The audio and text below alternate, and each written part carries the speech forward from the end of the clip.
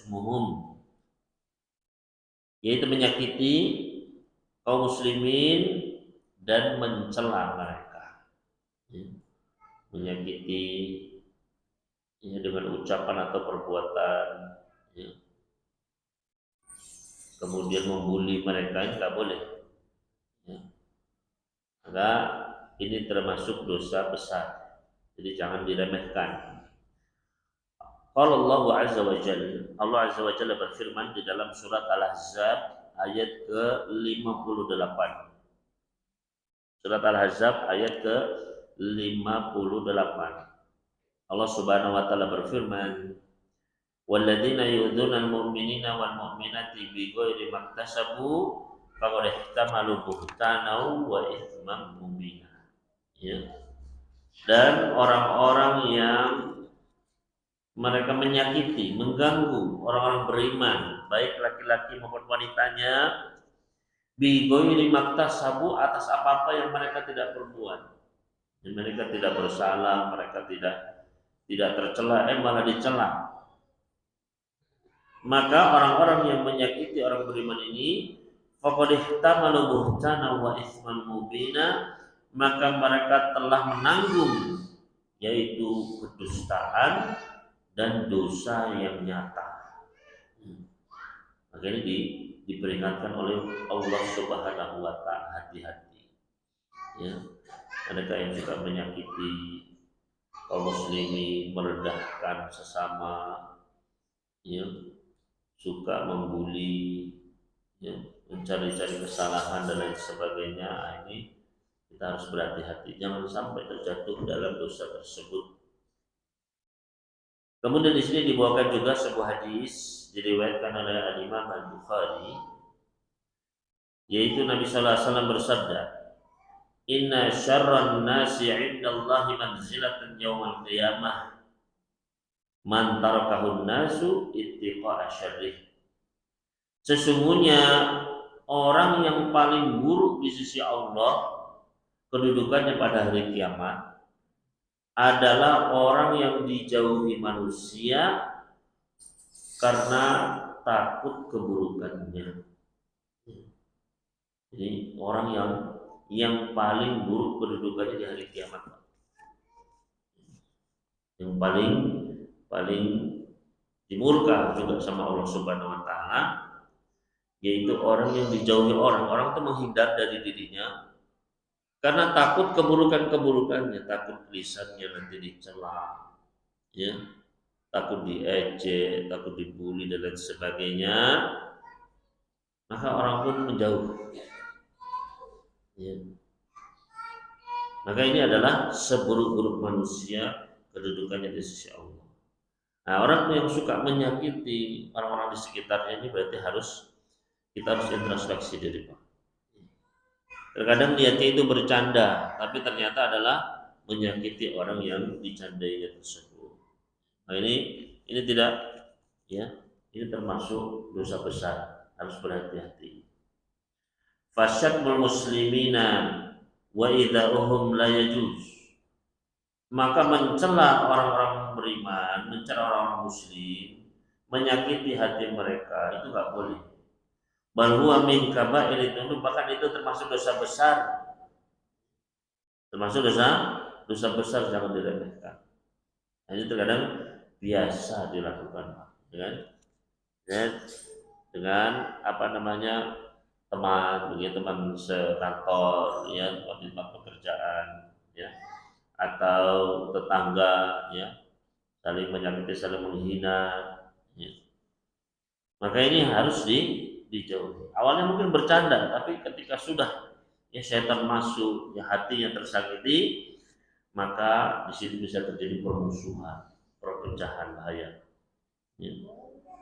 Wa kadzalika sabbul amwat, juga yang tidak boleh dilakukan adalah menghina orang-orang yang sudah meninggal dunia. Ya, mencela orang yang sudah wafat, Bapak Ibu sekalian. Nabi sallallahu alaihi wasallam pernah bersabda juga di dalam hadis riwayat Imam Bukhari, "La tasubbul amwat", janganlah kalian mencela orang-orang yang sudah meninggal dunia. fa innahum qad afdau ila ma qaddamu, karena mereka sudah sudah lewat Pak. Mereka sudah ya melaju kepada apa-apa yang telah mereka lakukan. Jadi mereka sekarang sudah mempertanggungjawabkan, sudah dapat akibat dari apa perbuatan-perbuatan mereka. Nggak usah dicela. Ya. Mereka sudah merasakan akibatnya begitu. Ya. Artinya ketika kita mencela orang tersebut karena kesalahan-kesalahannya, padahal dia sudah meninggal dunia, ya dia sudah dibalas, ya, tapi kita tetap menjelek-jelekannya, maka justru akibatnya adalah kepada kita, dosanya kita yang dapat. Wa dzakara Ibnu Nuhas fi tanbihil ghafilin an amalil jahilin. Hal ini sebagaimana yang disebutkan oleh Al-Imam Ibnu Nuhas di dalam kitab Tanbihul Ghafilin an Amalil Jahilin. Beliau berkata, sabbul amwat li ghairi maslahatin, mencela orang yang sudah meninggal dunia tanpa maslahat, ya. Mislu an yakuna mubtadi'an fayasubbuhu bid'atihi tahdiran minhu li alla yuqtada bihi. Ya, maslahat di sini contohnya. Kalau ada maslahat itu boleh, Pak. Ya, kalau ada maslahat boleh. Contohnya kita memperingatkan dari seorang mubtadi ahli bid'ah, ya. Kita memperingatkan manusia agar jangan mengikuti kesalahannya, kebid'ahannya, maka ini boleh. Ya. Karena ada maslahatnya biar orang tidak tersesat, biar orang tidak keliru, maka diperingatkan. Ini boleh. Ya. Tapi kalau mencela jenazah tanpa ada kemaslahatan, cuma karena kita nggak suka saja, cuma karena hawa nafsu kita saja, maka ini tidak boleh. Ya. Wasabbul mayyiti haram, dan mencela jenazah seperti ini adalah hukumnya haram, tidak boleh. Ya. Maka hati-hati ya kita menjelek-jelekan orang masih hidup ataupun sudah meninggal dunia, ini bisa jadi ghibah, ya. Khususnya apabila tidak ada maslahat. Kalau memang ada kemaslahatan, kadang-kadang diperbolehkan. Ya. Ghibah pun bisa diperbolehkan jika memang ada maslahatnya. Ya. Qadhu laisa bi ghibatin fi sittah. Membicarakan kejelekan orang itu bukan ghibah dalam 6 perkara. Ya. Di antaranya adalah mutadzalimin, orang yang terzalimi, ya. Wa mustaftin, orang yang minta fatwa. Wa muhadzirin, orang yang memperingatkan ya dari suatu kemaksiatan. Wa mu'arrifin, orang yang memberikan tarif, ya. Artinya di antara ahli hadis itu untuk membedakan yang satu dengan lainnya itu disebutkan kadang ada julukan-julukannya yang keburukan begitu. Misalnya di antara para ulama disebut al-a'raj. Ya, julukannya memang itu Pak, si pincang. Ya. Tapi di sini bukan untuk mencela, karena memang itu sebagai takrif, membedakan dari perawi yang lain begitu. Ya. Wa mujahilin fisqan, ya. Begitu pula orang yang terang-terangan berbuat maksiat, maka boleh dihimbau untuk memperingatkan orang lain, ya. Dan orang yang meminta pertolongan, minta bantuan di isalatil munkarin, dalam menghilangkan suatu kemungkaran. Ini yang disebutkan oleh Al-Imam An-Nawawi, pengecualian ghibah. Artinya kalau ada masalah itu diperbolehkan. Ya. Sebagaimana di zaman Nabi Sallallahu Alaihi Wasallam juga begitu. Di antaranya Hindun minta fatwa kepada Nabi Sallallahu Alaihi Wasallam. Ya Rasulullah, Abu Sufyan itu pelit, ya. Dia tidak memberikan harta yang cukup untuk saya dan anak saya.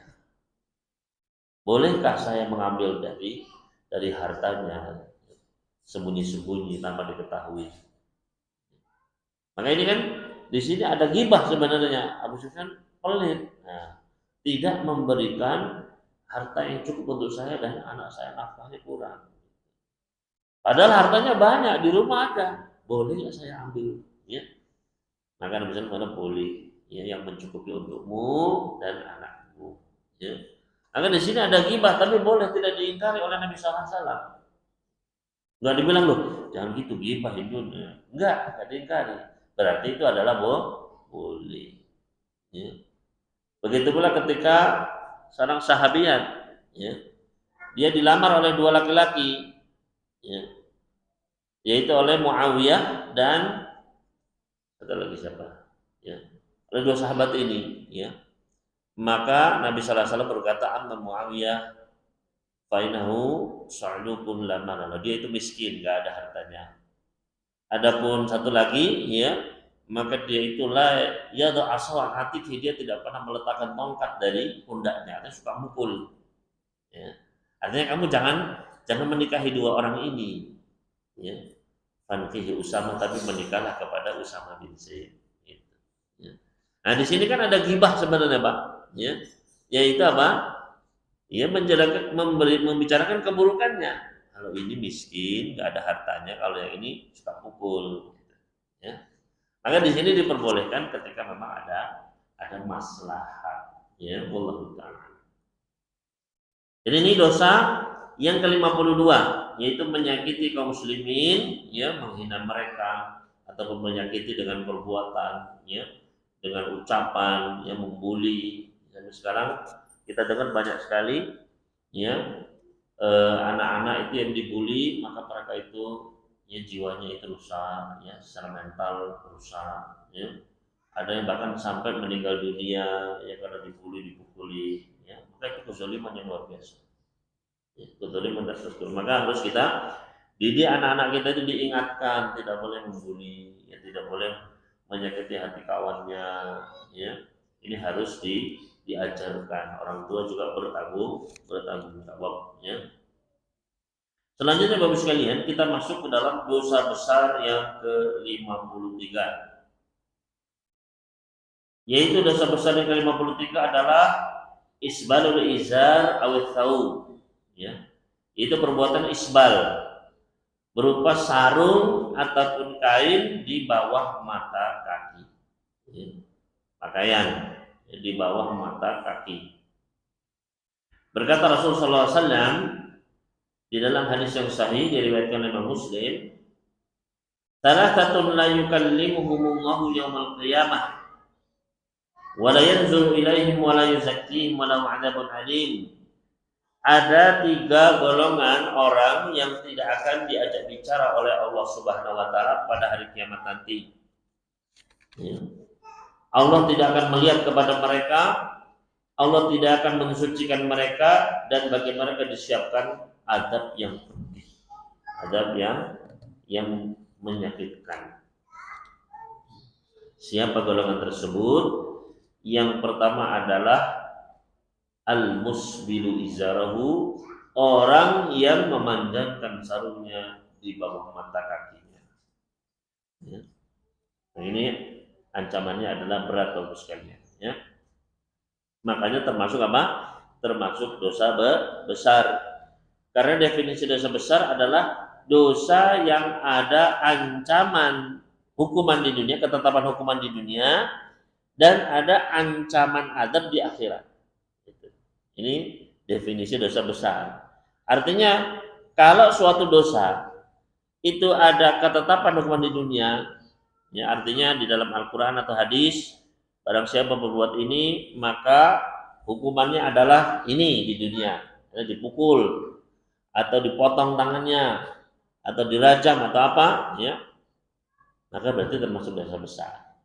Atau ada ancaman adab di akhirat, ya, baik itu adab kubur atau di padang mahsyar, ya, ataupun misalnya hisab yang berat atau dilaknat atau jatuh ke dalam neraka dan lain sebagainya, maka berarti dosa itu adalah termasuk al-kabair.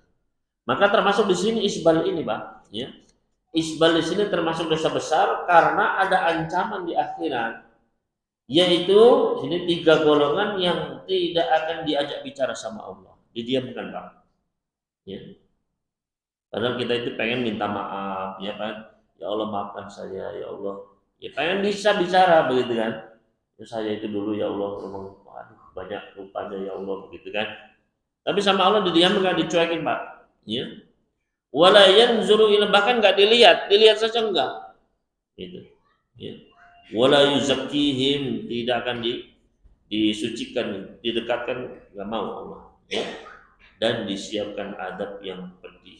Nah, karena ada ancaman-ancaman tersebut di akhirat, maka berarti dosa isbal ini termasuk dosa besar. Ya.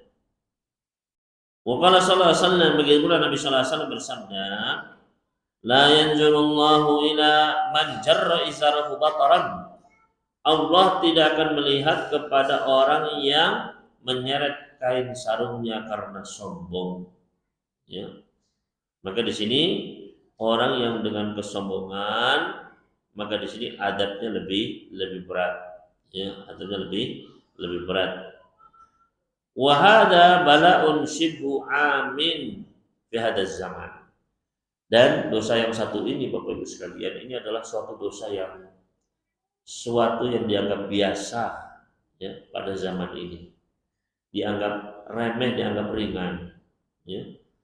Bisa babil jahli, sebabnya adalah karena ketidaktahuan banyak orang ya terhadap hadis-hadis seperti ini. Jauhnya mereka dari ilmu.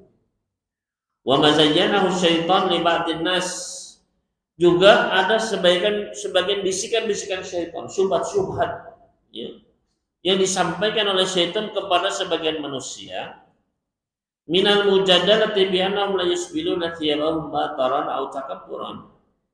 Yaitu bahwasanya mereka itu memanjangkan kain celananya di bawah mata kaki itu karena mereka bukan karena sombong, bukan karena takabur, ya.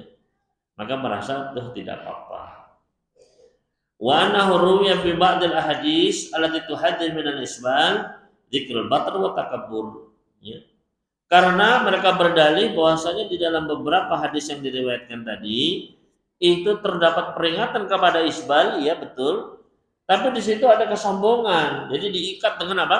Dengan kesombongan. Kalau sombong baru ya itu yang nggak boleh. Tapi kalau nggak sombong berarti tidak apa-apa begitu. Walam yunahidha haula annal wa'ida asyad idza kana ma'al kibri wal batri. Namun mereka tidak memperhatikan bahwasannya ancaman tadi di dalam hadis-hadis tadi, kalau dengan kesombongan maka ancamannya lebih berat. Ya, ancamannya lebih berat. Ya. Jadi mereka menganggap ini dua hadis ini sama, nah, yang ini adalah muqayyad, yang ini mengikat hadis yang mutlak tadi. Ya. Jadi isbal, ya mutlak ini diikat kalau sombong gitu. Ya, ini syubhatnya. Ya, padahal kalau kita lihat hadisnya dua hal yang berbeda. Kalau dengan kesombongan itu lebih berat hukumannya. Ya. Kalau tidak tanpa kesombongan ada ancamannya, tapi lebih ringan. Ya, maka sekalian rahimani wa rahimakumullah, ini kaidah para ulama. Kalau ada suatu hadis yang sama, ya, atau yang satu berbeda hukumannya dengan yang lain, maka tidak bisa menjadi pengikat gitu. Walakin,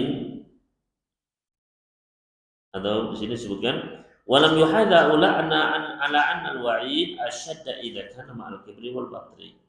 Mereka tidak memperhatikan bahwasanya ancamannya itu lebih berat, lebih besar kalau dengan kesombongan. Walakinahu mawjudun aidan 'inda 'adami wujud takabbur. Akan tetapi ancaman itu juga tetap ada ketika takaburnya juga nggak ada. Meskipun tanpa sombong, tanpa ya takabur, itu tetap ada ancaman. Walakin al-farqu anna al-wa'id wal 'uqubah asyad ma'a wujud takabur wal batr. Akan tetapi bedanya ancaman hukumannya itu lebih besar apabila dengan kesombongan. Ya, berarti ini dua hal yang berbeda. Kalau nggak sombong itu dosa, kalau dengan kesombongan maka dosanya lebih berat begitu. Adapun kalau yang merasa, kalau nggak sombong nggak apa-apa, kalau dengan sombong baru ya nggak boleh. Ini yang keliru. Ya.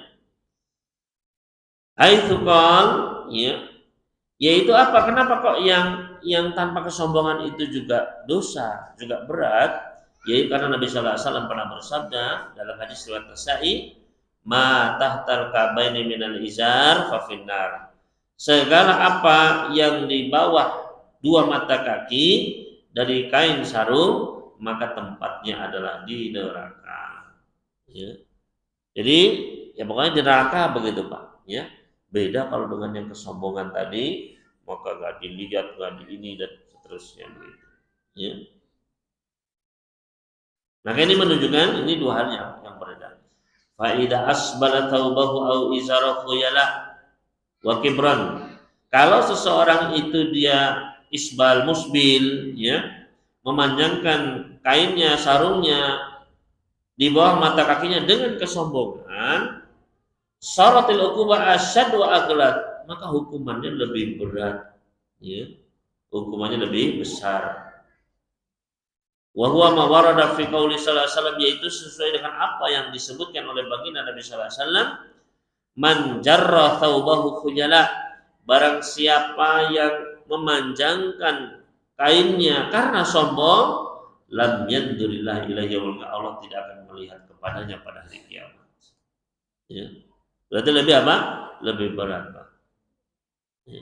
Lebih berat. Ya. Jadi baik sombong maupun nggak sombong itu semua harus dijauhi. Ya. Dan di sini batasnya berarti adalah di mata kaki. Ya. Jadi sebagaimana dijelaskan oleh Syekh Abdul Aziz bin Baz rahimallahu taala, ya. Selama dia itu di atas mata kaki maka boleh, ya. Meskipun yang paling afdal adalah di pertengahan betis. Karena itu Rasulullah SAW yang beliau contohkan seperti itu. Ya. Tapi tidak mengapa kalaupun misalnya di seperempat betis atau bahkan di atas mata kaki sedikit, itu nggak ada masalah, boleh. Ya. Yang penting jangan mata talkabain, di bawah mata kaki, itu yang bermasalah. Ya. Itu yang tidak boleh. Ya. Adapun selama masih di mata kaki, ya, maka itu tidak mengapa. Ya. Jadi apa namanya, jangan kita terlalu terlalu berlebihan juga. Harus di pertengahan betis, gitu. Enggak juga. Ya. Maka selama di atas dua mata kaki maka itu masih aman, masih boleh, gitu. Ya. Memang yang paling utama adalah di pertengahan betis. Karena itu sarungnya Nabi Sallallahu Alaihi Wasallam, beliau sarungnya adalah di pertengahan betis beliau. Ya. Dan beliau pernah melihat di dalam hadis yang diriwayatkan oleh Imam Ahmad di dalam musnad beliau, pernah ada seorang sahabat itu isbal, Pak. Ya. Jadi kain pakaiannya itu menjulur di bawah mata kakinya. Ya. Maka dipanggil oleh Rasulullah SAW, dipanggil, sini. Ya Rasulullah. Ya. Itu sarungmu itu diangkat. Gitu. Ya. Angkatlah sarungmu. Ya. Maka sahabat ini pun ternyata dia punya udzur, Pak. Ya Rasulullah, saya ini pincang.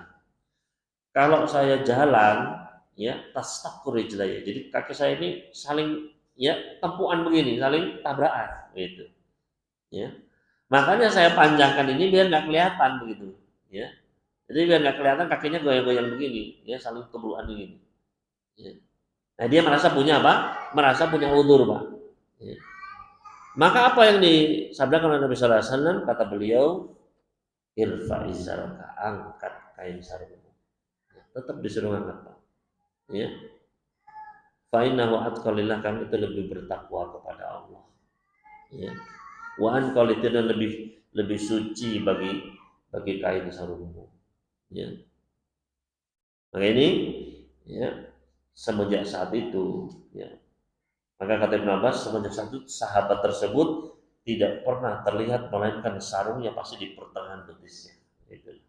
Nah, ini hebatnya sahabat. Sahabat itu sekali dibilangi saja, Pak, sudah cukup, sudah samina wa ta'na sudah. Ya. Angkat sudah. Maka ya sudah samina wa ta'na. Ya, itu para sahabat Nabi Sallallahu Alaihi Wasallam. Ya. Dan mereka nggak pakai akal, wah nggak rasional ini kok. Apa hubungannya, ya? neraka sama kain cuma berapa senti di atas ini aja begitu. Nggak pakai akal, Pak. Mereka pakai keimanan. Ya. Karena yang tahu tentang surga neraka itu ya Allah dan Rasulnya. Ya. Kata Allah ini, kata Rasulnya ini bisa ke neraka ya pasti benar, Pak. Ya. Karena beliau itu mendapatkan wahyu. Maka tidak, nggak rasional yang nggak masuk akal. Ya. Kok cuman sarung berapa senti saja kok. Ya. Ya. Padahal sebenarnya kalau kita pakai akal itu ya, kalau kita pakai akal saja Pak, itu masuk akal sebetulnya begitu. Ya.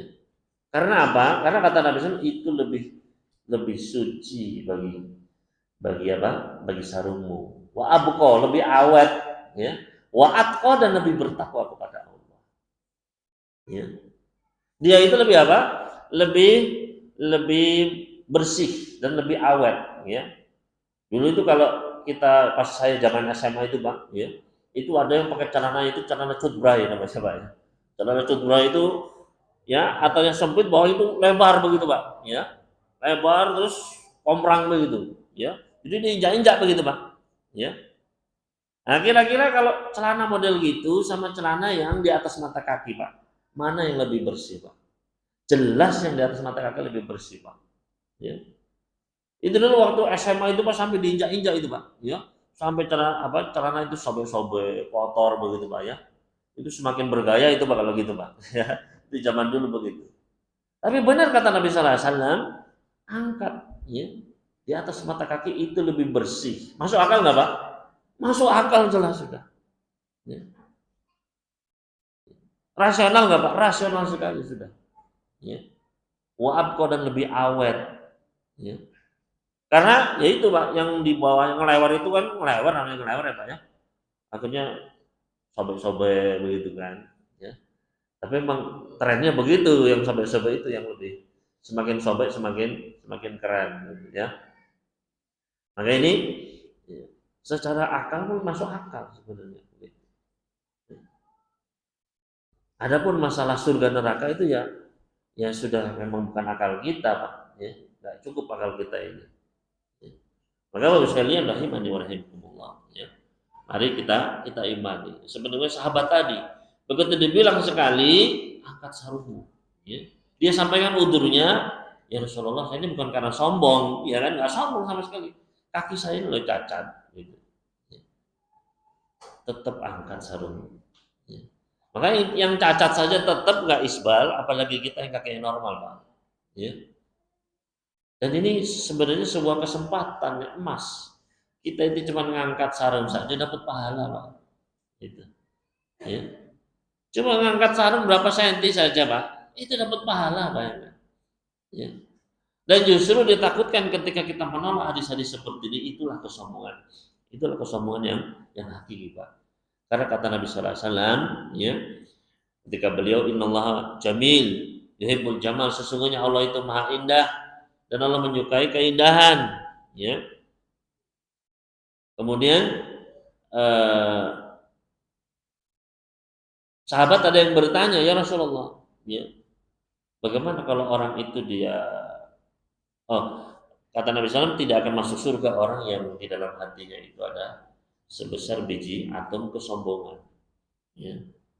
Maka sahabat ini bertanya, ya Rasulullah kita ini senang bajunya bagus, sendalnya bagus, apa ini termasuk sombong? Ya. Maka kata Nabi SAW, Innallaha jamil ya, Allah itu maha indah, Allah menyukai keindahan, jadi nggak apa-apa. Gitu. Ya. Kemudian kata beliau, yang dimaksud dengan kesombongan adalah al-kibru batarul haq wa ghamtun nas, yaitu menolak kebenaran dan merendahkan manusia. Itu kesombongan. Ya. Maka menolak kebenaran ketika sudah datang hadisnya, datang perintah, datang larangan, ya. Kemudian kita tolak, itu kesombongan, Pak. Itu bahayanya. Ya. Atau merendahkan manusia gara-gara kita pakai baju bagus, yang lain ini bukan kelas saya. Nah, ini sombong juga, ya. Maka ini makna kesombongan yang hakiki. Ya, ketika dia menolak kebenaran, menolak ayat-ayat Allah, hadis-hadis Rasul, ya, ataupun merendahkan orang lain, ya. Maka itu maka dosanya lebih besar, Pak. Ya. Orang yang berbuat isbal ini karena sombong itu dosanya lebih besar. Ya. Nah ini falyattaqillah aqwamun yamduna awqatihim fi ta'wili awamirillah wa rasulihi wal mujadilah fiha. Maka hendaknya kita takut kepada Allah, ya. Khususnya orang-orang yang mereka menghabiskan waktu mereka untuk mengotak-atik, ya, syariat-syariat Allah Subhanahu wa taala. Untuk mendebat syariat-syariat Allah Subhanahu wa taala. Ya. Wah, enggak masuk akal lah, enggak. Ya. Padahal jelas-jelas dalam banyak hadis Rasul itu, ya, sarungnya itu adalah separuh betis beliau. Sudah cukup itu sebagai suri tauladan kita sudah. Ya. Apalagi ada larangannya, ada ancaman-ancaman seperti ini. Ya.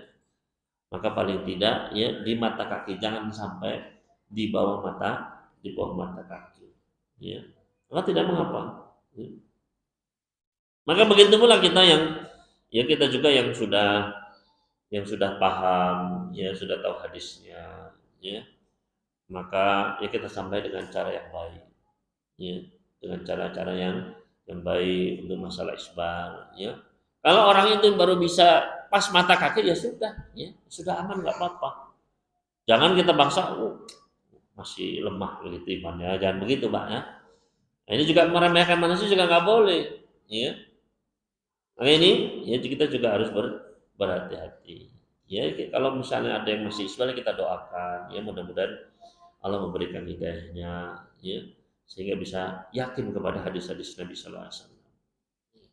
Nah, ini adalah suatu yang penting. Ini termasuk dosa besar. Banyak juga yang meremehkan, Pak. Ya, wah ini pengajian ini cuma bahas masalah kain, masalah haid, masalah apa? Ya. Bicara masalah yang besar, masalah, ya, politik, masalah, ya, pemerintah dan sebagainya begitu, ya. Maka kita katakan ini masalah besar, ini masalah surga dan neraka kok, ya. Kok dibilang tidak penting begitu. Ya. Dan anggaplah misalnya, ya, anggaplah ini suatu yang remeh begitu. Ialah masalah celana remeh misalnya. Anggaplah ya. Bukanlah ketika seseorang itu dia mau memikul perkara-perkara besar, dia harus latihan dari yang terendah dulu, memikul yang ringan-ringan dulu, ya. Nah terkadang orang itu, Pak, ketika dia ngangkat sarungnya, diejek sama orang, kebanjiran, ya, teroris dan sebagainya, maka dia pun apa? Jadi, ya, mentalnya nggak kuat, Pak, ya.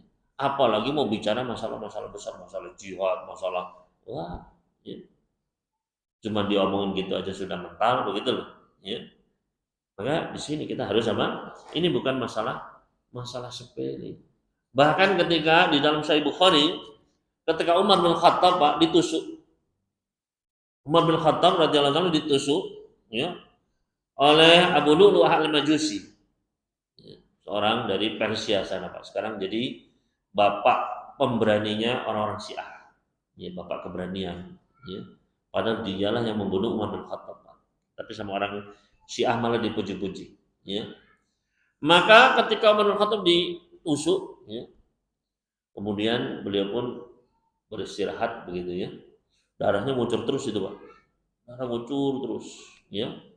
Diminumkan susunya keluar, Pak.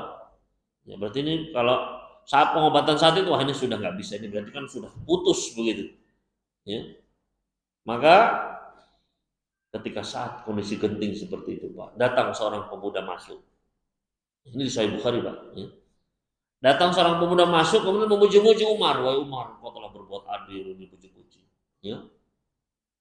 Kemudian, ya, dia mendoakan, akhirnya pulang. Nah, ketika pemuda ini pulang berbalik, dilihat sama Umar, sarungnya kelewer, ya.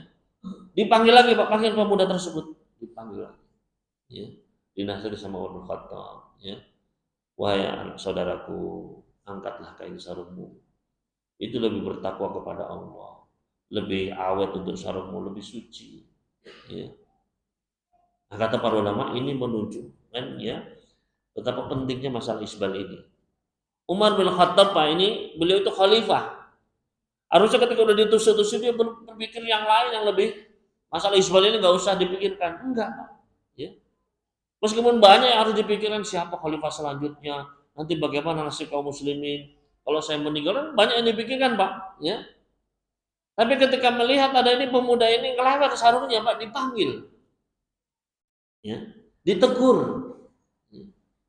Ini menunjukkan itu bukan perkara sepele, ya. Makanya dimasukkan di sini salah satu di antara dosa-dosa besar, dosa besar ke 53. Ya. Maka ya hendaknya kita berusaha untuk menjauhinya. Ya. Kalau memang eh, kita sudah pakai sarung, baju sudah diangkat, tiba-tiba karena longgar, ngelewer begitu, maka itu tidak apa-apa. Sebagaimana yang terjadi kepada sahabat Abu Bakar As-Siddiq. Ini sering dipakai juga sebagai dalil. Oh boleh kok katanya. Ya.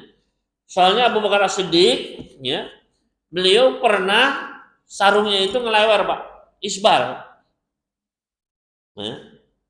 Maka kata Rasulullah SAW, ya, kata Rasulullah, engkau bukan orang yang melakukannya karena kesombongan. Ya. Ya, kata Abu Bakar, ya Rasulullah, ini saya ngelewat, saya sudah jaga, tapi kadang-kadang suka turun, ya, suka turun, ya. Maka kata para ulama, ini bukan dalil bahwasanya boleh, ya, untuk isbal. Buktinya apa? Buktinya Abu Bakar sendiri dia senantiasa menjaga, ya. Cuman kadang-kadang karena longgar akhirnya ngelewer begitu, Pak. Nanti diangkat lagi begitu, ya. Makanya ya orang yang berdalil dengan hadis ini, oh nggak apa-apa ngelewer di bawah mata kaki, ya, buktinya Abu Bakar juga boleh kok, ya. Beliau tidak melakukannya karena sombong, ya. Maka kita katakan kalau dengan kayak Abu Bakar nggak apa-apa, imannya apa aja benar, nggak sombong emang. Ya. Yang kedua, Abu Bakar itu ya menjaga, dinaikkan lagi. Ya. Kalau orang sekarang kan ya isbal ya sudah, nggak ada dijaga-jaga, nggak ada dinaik-naikkan. Ya, ngelewat yang ngelewat saja. Jadi beda dengan apa yang digambarkan dalam hadisnya Abu Bakar tersebut. Ya. Maka kalau memang ngelewarnya itu karena longgar, ya kemudian dijaga lagi, dinaikkan lagi, maka itu tidak mengapa. Jadi ini ya tentang isbal, ya. Wal yatadzakkar haula'i qaulu ta'ala, hendaknya orang-orang yang selalu menentang ya masalah ini, ya. Hendaknya mereka mengingat firman Allah Subhanahu wa taala, falyahdharil ladzina yukhalifuna an amrihi an tusibahum fitnatun aw yusibahum adzabun alim. Hendaknya orang-orang yang mengingat, ya, hendaknya orang-orang yang suka menyelisih perintah Rasul, ya, melanggar larangannya Rasul, hendaknya mereka itu berhati-hati karena jangan sampai mereka ditimpa fitnah atau ditimpa adab yang pedih nantinya. Ya, di dalam surat Nur ayat ke-63. Ya. Maka ini hendaknya kita ingat-ingat, kita jauhi, Pak. Ya, orang yang suka menyelisihi sunnah-sunnah Rasul, dia bisa terkena fitnah. Yaitu apa? Yaitu ditimpa ya kerusakan pada hatinya. Ya. Jadi dia dijauhkan dari sunnah-sunnah Rasul, dijadikan benci, Pak. Dan ini banyak, ya. Mereka yang Muslim Islam, Pak, tapi terkena fitnah, nggak suka dengan apa-apa yang, ya, dengan yang ya kata sunnah sendiri nggak seneng, ya. Nggak senang dengan yang ada dalilnya, ada hadisnya, nggak senang. Pak, ini berbahaya. Ya. Kemudian Bapak sekalian, selanjutnya adalah dosa besar yang ke-54. Dosa besar ke-54 adalah al-aqlu wasyurbu fi aniyatidz dzahabi wal fiddah. Makan minum dari bejana emas ataupun perak. Makan minum dari bejana emas maupun perak. Ya. Artinya dengan peralatan-peralatan makan minum yang terbuat dari emas atau perak. Itu tidak boleh, ya. Dan termasuk dosa besar. Kenapa? Apa dalilnya? Di antaranya adalah sabda Nabi sallallahu alaihi wasallam di sini, hadis sahih riwayat Muslim. Innal ladzi ya'kulu aw yashrabu fi ina'idz dzahabi wal fiddah innama yujarjiru fi batnihi nar jahannam. Sesungguhnya orang yang makan minum di bejana emas maupun perak, sesungguhnya mereka memasukkan ke dalam perut mereka neraka jahanam. Jadi orang yang makan minum dengan emas perak ini Pak, ya, memasukkan ke dalam perut mereka api neraka waliyadzubillah. Wa yadkhulu fi hadha aidan kullama yusta'malu fil aqli minas syauqi awis sakakin awil malaiq. Dan masuk pula ada ke dalam larangan ini bukan hanya gelasnya atau piringnya, tapi segala apa peralatan yang dipakai untuk makan, baik itu garpu ataupun pisau ataupun sendok-sendoknya. Ya. Jadi bukan hanya gelas atau piringnya saja, tapi juga peralatan-peralatan lainnya. Ya. Nah, di sini masuk ke dalam dosa besar. Kenapa? Karena ada ancaman ini, Pak. Ya. Dia memasukkan ke dalam perutnya api neraka jahanam. Ya.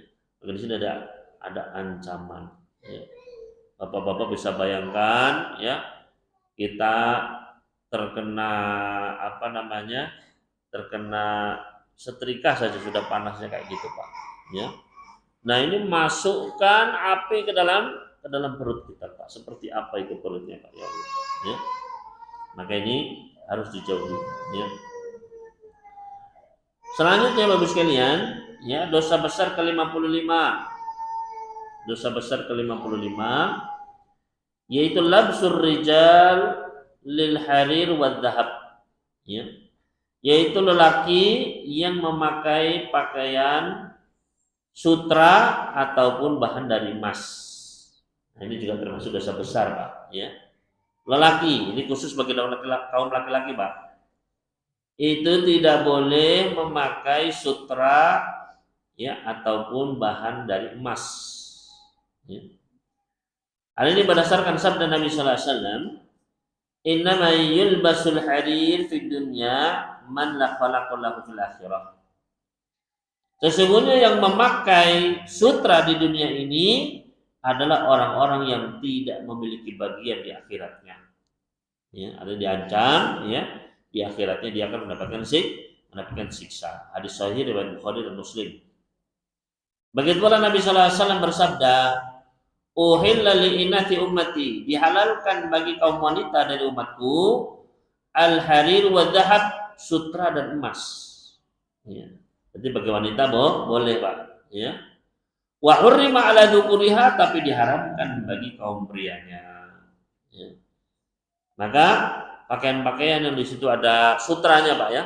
Ya. Ada sutra itu misalnya silk, ya. Maka ini tidak boleh dipakai Pak. Ya, kalau kain dari, ya, katun, ya, dari kapas itu boleh pada dari benang, ya, selain sutra boleh, ya. Tapi kalau di situ ada unsur sutranya Pak, ya, maka tidak boleh bagi kaum pria. Adapun bagi wanitanya boleh, ya. Wa yahrumu 'ala rijali labzu dhahab bi ayyi syaklin kana. Dan diharamkan bagi kaum pria untuk memakai emas apapun bentuknya. Ya, apapun kegunaannya, ya. Khatiman, baik itu cincin, ya, cincin emas bagi kaum laki-laki tidak boleh. Au sa'atan, atau jam dari emas juga tidak boleh. Au salasil, ya, atau rantai. Au aklaman, ataupun pena. Au ghairi, ataupun selainnya Pak, ya, dipasang di tubuhnya, ini tidak boleh, ya.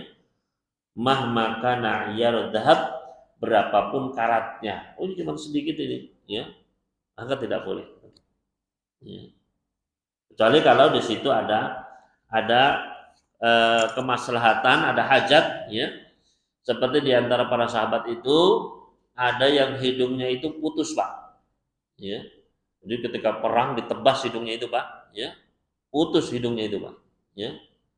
Maka dia tutup hidungnya itu, ya, dikasih tembaga, dikasih apa itu, ya, malah luka, ya. Maka dikasih emas, ya, ditutup emas, itu tidak apa-apa, itu. Maka minta izin ya Rasulullah, boleh nggak, ya? Maka diperbolehkan oleh baginda Rasulullah SAW. Ya. Nah, ini diperbolehkan, ya. Maka Bapak sekalian rahimani wa rahimakumullah. Tapi kalau untuk biasanya, ya, banyak untuk pernikahan begitu, ya. cincin kawinnya emas. Nah, ini untuk ibu-ibunya boleh, tapi untuk bapak-bapaknya jangan. Ya, berdasarkan larangan dari Nabi sallallahu alaihi wasallam. Uhilla li inasi ummati, dihalalkan bagi kaum wanita dari umatku, ya, sutra maupun emas, wa hurrima ala dzukuriha, tapi diharamkan bagi bapak-bapaknya. Ya. Makanya Nabi SAW pernah melihat ada sahabat pakai emas, Pak. Ya. Maka oleh Nabi SAW diambil, dilempar. Ya. Maka setelah itu para sahabat bilang ke sahabat ini yang dilempar tadi, Pak, cincinnya, ambil itu cincinnya, bisa dijual. Ya. Kan masih dijual, boleh dijual atau dikasihkan ke istrinya, boleh saja. Ya. Tapi kata para sahabat ini, saya tidak akan mengambil suatu hal yang sudah dilempar oleh Nabi Sallallahu Alaihi Wasallam. Ya. Kalau beliau lempar ya sudah, saya nggak akan ngambil. Lihat ini bagaimana sahabat itu taatnya kepada Rasul Sallallahu Alaihi Wasallam. Ya. Maka Bapak sekalian, ini dosa besar yang ke-55, ya. Itu lelaki yang memakai sutra dan emas, ya. Selanjutnya dosa besar yang ke-56, ibakul abdi, yaitu budak yang kabur dari tuannya. Budak hamba sahaya yang kabur dari tuannya. Ya. Nah ini kalau zaman sekarang ini sudah tidak ada nih Pak ya, jarang sekali. Ya. Di antara guru saya, beliau orang Yaman dulu, mengatakan ada di beberapa tempat di Yaman dan juga di Afrika, ya, itu masih ada budak. Gitu. Terus saya tanya, loh kenapa kok nggak kabur saja dia begitu, kok nggak memerdekakan diri begitu, ya? Ya karena mereka itu biasanya orang-orang yang lemah begitu ya, yang mereka itu takut ketika dimerdekakan mau kerja apa begitu bingung, jadi mereka tetap milih sebagai budak begitu, ya. Begitu pula di beberapa tempat di Afrika itu masih ada budak begitu, ya. Tapi walau calalam ya, kami sendiri belum pernah mendapatinya, ya. Nah di sini Rasulullah SAW beliau pernah bersabda, "Idza abaqal abdu lam tuqbal lahu salatun." Apabila seorang budak itu lari dari tuannya, maka tidak akan diterima salat darinya. Ya, salatnya nggak akan diterima. Wa fi riwayatin, dalam riwayat lain disebutkan hatta yarji'a ila mawali, sampai dia kembali kepada tuannya. Wa hadza la ya'ni annahu mu'afan atau ma'fiyan min ada'is shalah, ya. Dan ini bukan berarti kemudian dia itu sudah tidak perlu sholat, enggak, tetap wajib sholat, ya. Tapi setiap sholat yang dia lakukan itu la yu'jaru alaiha, tidak diganjar pahala, ya. Karena dia kabur dari tuannya. Innama yusalliha liyaskut an nafsihi itmu tarkil fardhi. Dia sholatnya itu adalah untuk menggugurkan kewajibannya. Bedanya nggak kena dosa, ya. Tapi tidak mendapatkan pahala apa-apa. Ini dosa besar ke-56, ya.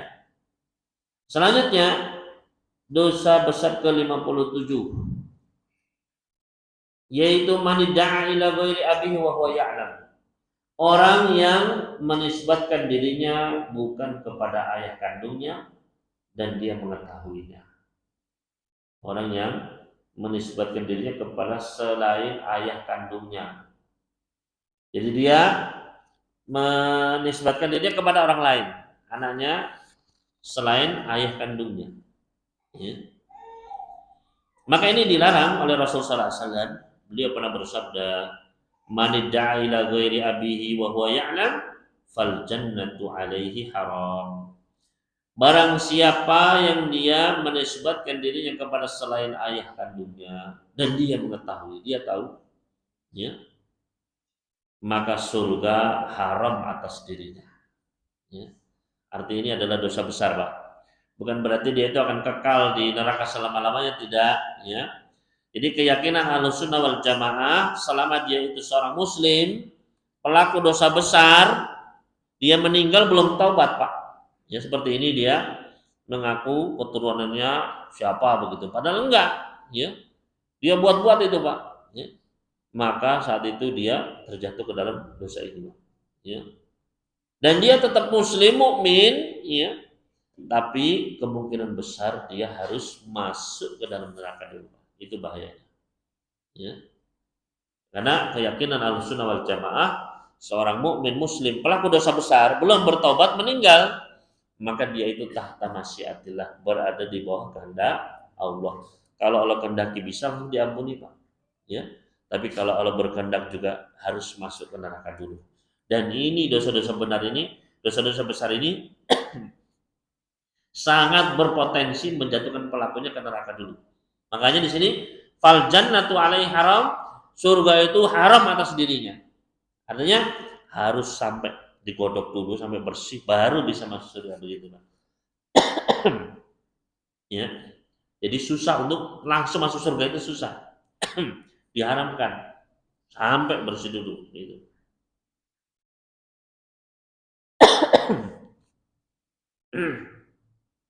Bismillah.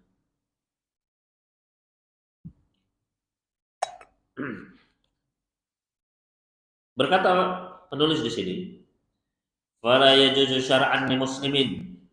Maka tidak boleh secara syariat bagi seorang muslim pun an yansiba nafsahu, dia menisbatkan dirinya, au yardo an yunsaba, atau dia ridho ketika dinisbatkan ila ghairi abi, kepada selain ayahnya. Ya. Jadi selama dia tahu ini bukan bapak saya, dia harus ya menjelaskan saya bukan anaknya dia. Itu. Ya. Au yulhik nafsahu biqaumin laisa minhum, atau dia menisbatkan dirinya kepada suatu kaum. Gitu. Ya. Jadi nisbatnya bukan kepada si A ayah gitu enggak, ya. Tapi membuatkan misalnya saya ini adalah asli misalnya apa namanya keturunan raja Arab misalnya begitu, ya. Nah ini juga sama Pak. Jadi saya ini punya darah biru, ya, darah biru dari kerajaan Afrika sana misalnya. Nah ini nggak boleh Pak, ya. Maka ini apa? Ini juga termasuk karena menasabkan dirinya kepada bukan kepada nasabnya. Wa ba'dun nas yaf'aluna dzalika limasalih madiyah. Dan ada di antara sebagian manusia, Pak, mereka melakukan hal ini untuk maslahat harta benda. Ya. Biar apa namanya? Biar gampang dapat harta, itu dia itu menisbatkan dirinya kepada apa? Jadi tadi saya ini keturunan raja-raja dari Eropa sana misalnya gitu. Ya. Hanya untuk kepentingan dunia. Au ma'nawiyah, atau kepentingan-kepentingan ma'nawiyah, biar dipuji-puji, biar dimuliakan begitu, Pak. Ya. Wa yaqumuna bi itsbati dzalika fi awraqihim ar-rasmiyah. Dan sampai mereka itu membayar untuk apa? Dibuat terus surat resmi bahwa si fulan ini memang keturunan raja dari Ethiopia misalnya begitu, Pak, ya. Sengaja bayar begitu, Pak. Ya. Au qad yafaluhu ba'dun nas liyatabarra min ahlihi au abihi, atau sebagian manusia itu untuk melepaskan dirinya biar dia itu tidak malu kalau dia dari kampung itu, dari ya negeri itu, biar dibuat surat-surat begitu juga. Ya. Alasannya macam-macam ini, Pak. Alladzi hajarahu aw sagharahu ma'a ummihi walam yahtam bihi. Ya. Karena dia meninggalkan keluarganya, dia tidak ingin dilibatkan apa dengan keluarganya tersebut, ya. Wa hadza kulluhu la yajuz, ini semua tidak boleh dilakukan, ya. Nah, kalau orang sekarang itu banyaknya yang dari adopsi, Pak, yang mengadopsi anak bukan anaknya tapi diaku sebagai anaknya dan dinisbatkan sebagai anaknya. Nah, ini juga banyak sekali kejadian, ya. Nah, ini tidak boleh, ya. Bal ya'samu fa'iluh, orang yang berbuat seperti ini berdosa. Wa yalhaquhul wa'id, maka dia pun terkena ancaman tadi, Pak. Barang siapa yang menisbatkan bukan kepada ayahnya dan dia tahu, maka surga haram atas dirinya. Ya waliyadzubillah. Makanya ketika kita memang ya bukan dari nasabnya, ya sudah, ya memang kita bukan dari nasabnya begitu, Ya, jangan sampai mengaku-ngaku, ya. Mahmaka nadafi apapun penyebabnya, ya, apapun sebabnya tersebut. Madama ya'lamu bitazwiri nasabihi, selama dia tahu dia telah memalsukan nasabnya, ya. Mau alasannya itu karena untuk menolong ibunya atau untuk ini dan itu, nggak ada alasan, ya. Maka tidak boleh seseorang dia menisbatkan bukan kepada selain ayah kandungnya, kan nanti banyak mafsadatnya, Pak, ya. Banyak anak yang diadopsi, orang mengadopsi putri gitu kan, untuk kecil ya dibesarkan, ya, tapi tidak sadar bahwasanya nanti akan banyak kemafsadatannya ketika sudah besar anak putrinya tersebut, Pak, ya, dilamar sama orang, ya. Wah, ini mulai bingung dia ini, wah, dilamar ini, nanti gimana saya menikahkannya, ya, karena dia bukan walinya, tidak berhak sama sekali. Saya nikahkan kamu, nggak berhak sama sekali, ya. Akhirnya apa? Akhirnya diserahkan kepada wali, ya. Tapi ini pun tidak dijelaskan bahwasanya, ya, dia itu bukan mewakilkan, ya. Dia itu bukan walinya, harus dijelaskan. Karena anak ini, ya, dulu diadopsi, tidak jelas siapa walinya, maka diambil walinya oleh wali hakim. Harus begitu, ya. Ini tetap karena orang tuanya mewakilkan kepada wali hakim, maka wakilnya menikahkan. Ini tidak keliru sebenarnya. Tetap di situ masih ada yang ditutup-tutupi, Pak. Ya. Nah, ini akhirnya apa? Nah, ini akhirnya banyak kerusakan yang terjadi. Ya, terkadang ada yang akhirnya dia yang menikahkan, Pak. Ya, padahal tidak berhak. Padahal syarat sahnya nikah adalah la nikah illa biwaliyin. Tidak ada nikah kecuali harus dengan walinya. Lah ini yang menikahkan orang yang tidak berhak sebagai wali. Ya. Maka kerusakannya tambah besar. Gitu. Ya. Dan banyak lagi kerusakan-kerusakan lainnya. Belum tentang warisnya, ya, belum tentang mahramnya, belum macam-macam, ya. Nah, ini harus dijelaskan dari awal, ya. Kamu itu, ya, adalah anak yang kita asuh, ya, kita sayang, kita besarkan, ya. Tapi itu bapakmu itu, ini ada datanya nih, bapaknya di sana, ya. Itu harus dijelaskan. Ya, kadang takut, ya, takut nanti, wah, saya ditinggal sama anak saya, akhirnya, ya, ya, semakin berat akhirnya, Pak, ya. Jadi itu dosa besar ke 57, ya.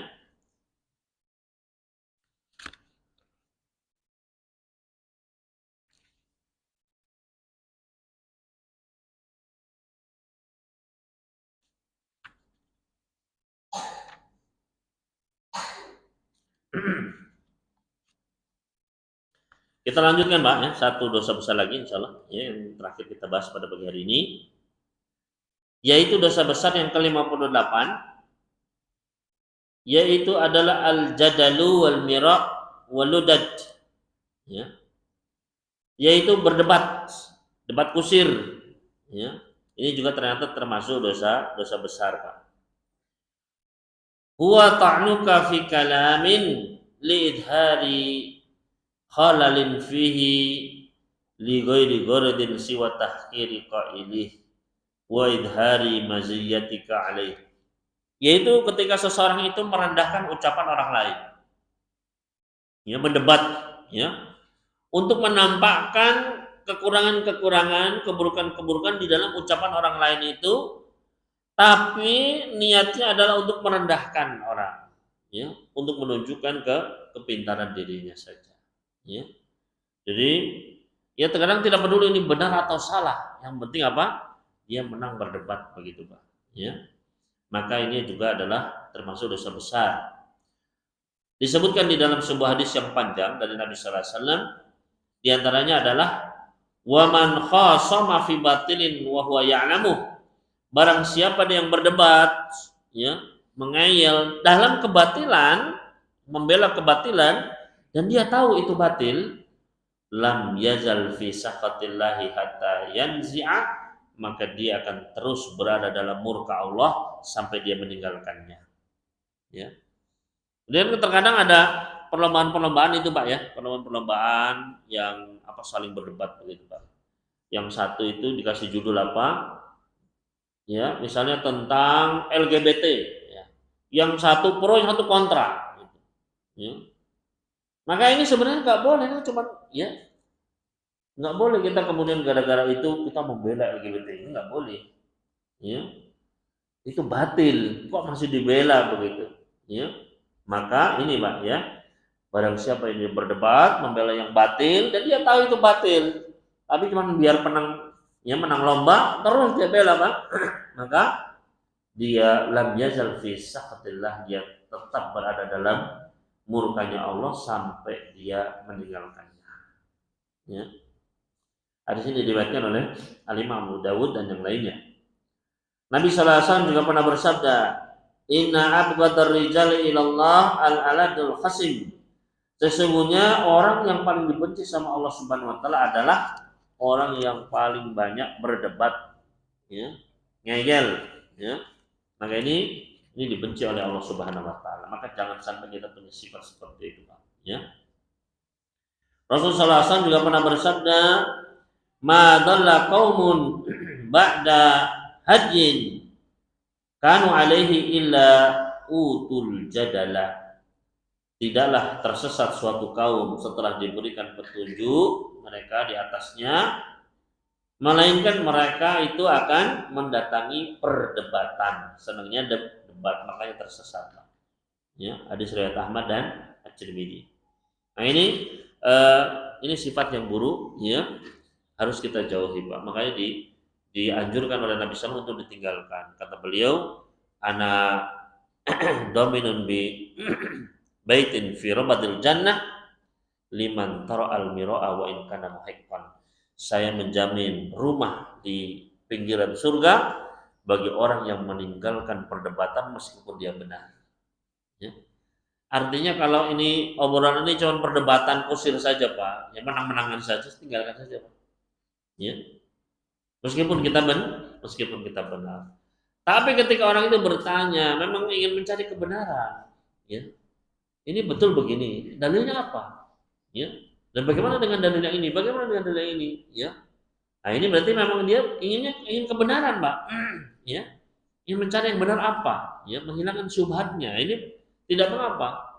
Tapi kalau sudah debat itu ngayal-ngayalan saja, ya, yuk tebal-tebalan, ya, urat lehernya saja. Nah, ini ya harus ditinggalkan. Ya. Kita tinggalkan, Pak. Dan perdebatan ini kebanyakan malah membawa lebih banyak mafsadat, ya, debat, ya, maka sebaiknya ditinggalkan, ya. Dan juga banyak ya ketika kita berdakwah, ya, itu hindari banyaknya perdebatan Pak, ya, pada keluarga, ya, itu karena menang kalah itu mafsadatnya lebih besar. Ya. Maka lebih tinggalkan, lebih baik kita ya berdakwah dengan ya laksanakanlah sunnah dengan muamalah yang baik, ya, dengan menunjukkan ini loh sunnahnya seperti ini, ya, dengan praktek, ya, maka itu lebih bermanfaat daripada ya oh ini nggak boleh ini bid'ah ini ya. Akhirnya apa, debat kusir Pak, ya, akhirnya nggak pakai dalil, sama pakai apa, ya, pakai otot, ya. Nah ini malah lebih banyak kerusakan, ya, akhirnya orang benci dengan sunnah Nabi Sallallahu Alaihi Wasallam, ya. Mungkin ini yang bisa kami sampaikan Bapak sekalian pada pagi hari ini, ya. Kurang lebih mohon maaf. Selanjutnya apabila ada pertanyaan dari Bapak sekalian silakan untuk ditanyakan. Wallahu ta'ala a'lam. Silakan jika memang ada pertanyaan. Silakan.